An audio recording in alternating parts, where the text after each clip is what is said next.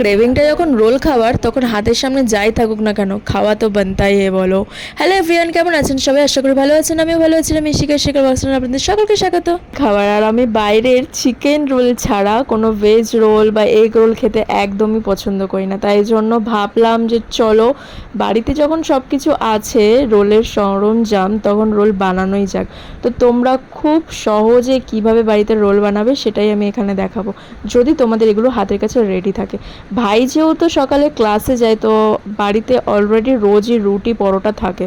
তো আজকে সেইভাবে রুটিও ছিল, দেখলাম শসা ডিম সবই রয়েছে। তো সেইভাবে দেখো এখানে রুটিগুলো আমি প্রথমে কিন্তু হালকা করে পরোটার মতন করে ভেজে নিয়েছি। আর দুটো ডিম ভেঙে নিয়ে তার মধ্যে গোলমরিচ আর নুন দিয়ে ভেজে নিয়েছি। তারপরে দেখো দিদিমা কিন্তু এখানে আমাকে সাহায্য করেছে তোমার শসা আর পেঁয়াজ লঙ্কা এগুলো কেটে দিতে। কারণে না আমার ভীষণ হেল্প হয়েছিল, দিদা আমাকে হেল্প করেছিল বলে। তারপরে দেখো এগুলো সব রেডি করে নিয়ে কিন্তু এখানে পরোটাটা নিয়ে নিয়েছি, মানে রুটিটা হালকা করে ভেজে পরোটার মতন করে নিয়ে নিয়েছি।